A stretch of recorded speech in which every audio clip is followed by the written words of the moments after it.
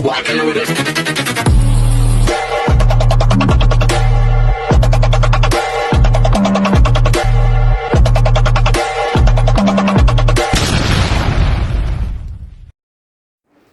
Hi everyone! Good evening! I'm back! It's your Mama Sam dito sa Sam TV. Kamusta naman po kayo? Mga amigo, amiga, kumare at kumpare. Sana lahat kayo ay okay at safe ngayong araw na to. Syempre ko ako naman ang tatanungin nyo. Ang ganda ko, charot.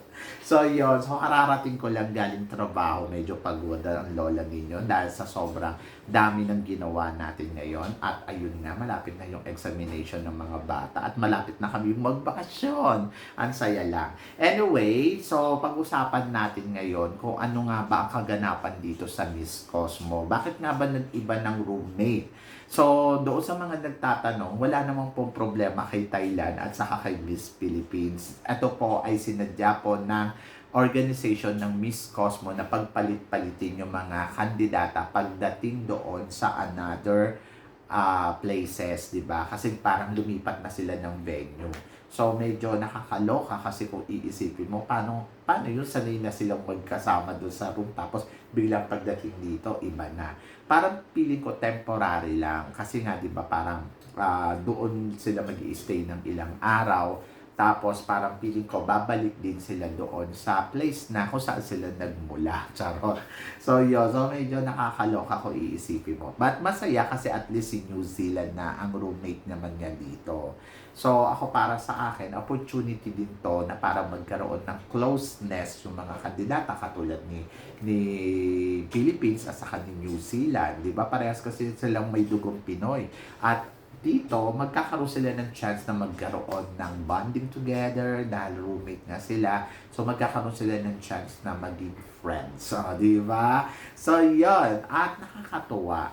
Tapos, ayun. So, sa mga nagtatanong naman, anong tingin ko daw ba kay Miss Indonesia? Pakitang tao lang ba ang ginagawa nito sa pakikitungo kay Miss Philippines na si Atisa Manalo? Nakakaloka naman yung pakitang tao. Ako para sa akin, hindi ko nakikitang ganon. Ang nakikita ko, nagkaroon sila ng opportunity na maging close dahil nagkasama sila sa ilang event, di ba? So, parang feeling ko yung Southeast Asia ay talagang very close sila katulad ni Thailand, Vietnam, Philippines, at Cambodia. Sama na rin natin si Indonesia. So, yun. So, sila, yung mga Southeast Asia. Ako para sa akin maganda. Maganda yung pinapakita nilang gano'n na nagkakaroon sila ng bonding together at higit sa lahat nagkakaroon sila ng closeness sa isa't isa. Alam naman natin na si Miss Indonesia nung sa simula ay parang nagkaroon ng, ano mo yun, yung hindi siya dumidikit kay Miss Philippines, so nagkaroon sila ng ano dito ng event ba sa Miss Cosmo nung unang-una, di ba? Parang na-chismis nga na ito naman si Miss Indonesia talagang masyadong pinipersonal na kasi di ba parang katikit nga na lumayo pa siya. So yun. So parang siguro nung time na yon ang focus lang ng mga candidates ay mag-visit at syempre ipakilala yung Miss Cosmo at kanya-kanya silang ganap. Pero nagkaroon na rin yun ng miski papanong kahit konting bonding together, di ba? But hindi pa ganun kahulog talaga yung mga loob nila. Tapos ngayon, yun nandito na sila sa sa laban nila sa Miss Cosmo talaga. So, knockdown siguro nila sa sarili nila na-discover nila na parang, oy, may common sila. Kaya nagiging close sila. Ako para sa akin, masaya ako. Masaya ako na nagiging close si Indonesia kay Miss Philippines. Kasi alam naman natin ng bansang Indonesia, medyo seryoso din tong mga to pagdating sa yung mga tagahanga nila. Seryoso pagdating kay Philippines. But ako, para sa akin, yung mga candidates, at least, di ba, nagkakaroon sila ng magandang banding. Dapat bang magtiwala si Atisa Manalo kay Indonesia? So, kung totoo ang ipinapakita ni Indonesia, good for Atisa Manalo. Pero kung hindi, syempre, magkakaroon yun ng dapat mag-ingat pa rin si Atisa. Ako wala namang problema kung magkakaroon sila ng closeness sa isa't isa, but konting pag-iingat lang. Kasi syempre, at the end of the story is competition. Saka sa mga naririnig natin, di ba, na na issue or kwento ng ibang kandidata regarding sa experience nila kay Miss Indonesia. So medyo maluloka ka. Pero, sana walang ganon. Kasi yun naman sa Miss Supranational, close naman si Indonesia sa si Philippines, di ba? So, okay lang yun. And then ngayon, pinapakita din dito na nice sila sa isa't isa. So, kung nagpapakatotoo si Indonesia, magre-reflect sa kanya yon. Kung hindi naman siya nagpapakatotoo, magre-reflect pa rin sa kanya yon. At makikita yun ng organization.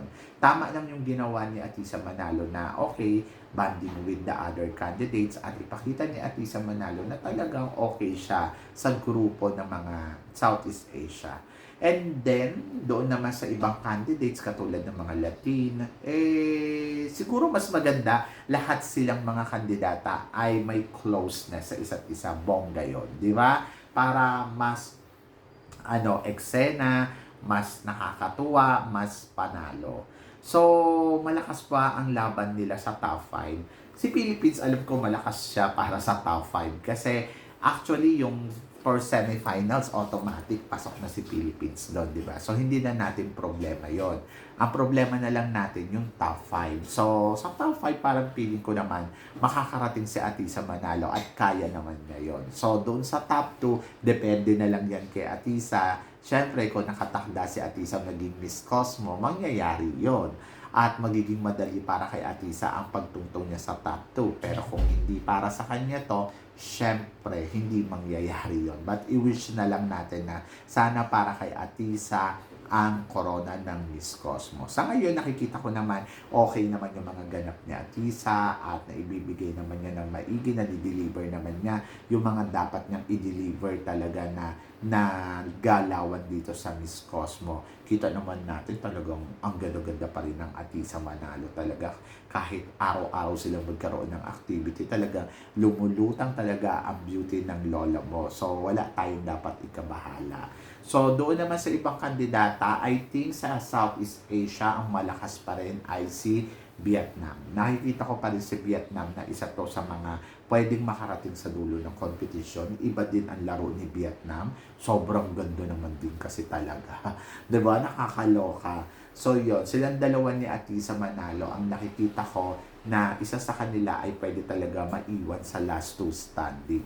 Pwedeng si Atisa ang makarating sa dulo or si Vietnam. Pero sa Southeast Asia, sa kanilang lahat, ang pinakamalakas, kung iraranking ko sila, ang pinakamalakas pa rin siya si Philippines. At alam naman natin yun, kahit sa suporta ng mga tagahanga, grabe ang lakas ni Philippines. Pangalawa, I think si Vietnam, tulad nga na sinabi ko, iba din yung galawan ni Vietnam. Talagang kumpiyansa din siya at talagang nilalaro niya talaga yung pageant. So, ang comment ko lang kay Atisa Manalo, sana ilabas niya din talaga yung pagiging kumpiyansa niya sa sarili niya. Kasi napaka-importante nun. And then, pangatlo, I think si Miss Indonesia. Nakikita ko din, si Indonesia talaga, player din. At tapos, ayun na, si Malaysia, si Cambodia, ayun, malalakas naman din sila. At parang feeling ko, kaya naman nila talagang kumabog sa competition na to. But depende. Depende yan sa magiging sitwasyon, depende sa magiging judges, at depende sa organization. But for me, I think one of the big pa rin si Atisa Manalo para sa corona ng Miss Cosmo. So, are you excited, guys? Kasi ako, yes, excited ako. So, as for now, para sa akin, ang possible pa rin na mag-last two standing ay si Colombia at saka si Philippines. Sila ang nakikita ko pa rin na talagang magbabakbakan hanggang sa dulo ng competition. Nararamdaman ko si Colombia very competitive talaga. Kahapon na, di ba, nagsama sila. So, ramdam mo talaga na, alam mo yun, na syempre competition pa din to. At hindi naman may iwasan mag-isip ng mga tao regarding talaga sa kanila at sa mga ipinapakita nilang eksena at ganap. But syempre, ando doon ako na dapat magtiwala pa rin tayo kay Atisa kasi syempre, galawan ni Atisa ay iba pa din, di ba? So, yon. So, malay naman natin kay Atisa mapunta ang corona ng Miss Cosmo. At ayun ay, syempre, samahan natin ng dasal at samahan natin ng pananalig. Kasi kailangan talaga may tiwala tayo sa kandidata natin. And I hope sana si Atisa talaga magtiwala din siya sa sarili niya. Kasi yun din yung importante. Kasi kapag hindi siya nagtiwala sa sarili niya, ay nako, ate, maliligwa ka talaga ng bonggang-bongga sa competition ng Miss Cosmo. ngayong taon na to. But, syempre, umaasa kami lahat na may uwi mo ang corona. Ako gusto ko na talaga may uwi ngayong corona para tapos na. Tapos na ang laban ni Atisa Manalo at hindi na siya lumaban pa ng iba pang pageant. Ayun lang yung akin. Kasi mas gusto kong wag na siya lumaban ng Miss Universe Philippines or ng Miss Universe. Pag nakuha niya yung corona, okay na sa akin na Atisa Manalo is Miss Cosmo forever. Tama nga yung sinabi niya doon sa kanya introduction, di ba? Napakaganda ng sinabi niya na parang choices niya talaga ang Miss Cosmo. Kasi nga, ang sinasabi niya doon is dahil pioneer at gusto niya talaga na siya talaga yung tanghalin doon. Sana hindi siya mabigo, di ba? So, yun. So, guys, kayo guys, na-excite na ba kayo para dito sa Miss Cosmo Coronation Night? Basta tingnan lang natin kung ano pa yung mga ganap at eksena at magtiwala nga kay Atisa Manalo panalo. So, yan. So, guys, ano guys ang masasabi ninyo? I-comment below lang ninyo sa mga chika natin today. At, syempre, yung comment ninyo kung ano ang opinion ninyo regarding dito sa mga nangyayari sa Miss Cosmo. So, guys, maraming salamat. Syempre, sa inyong lahat, sa suporta at pagmamahal na binibigay ninyo, syempre, dito sa channel ko. At sa mga hindi pa po nakaka-subscribe dyan, please don't forget to click like and subscribe my channel. At i-click nyo na rin po ang notification bell para updated kayo sa aking mga chika. Sabi ng ganon, keep smiling lang at laban lang. So, guys, hanggang dito na lang. Hanggang sa muli nating chikahan. See you tomorrow. Thank you, guys.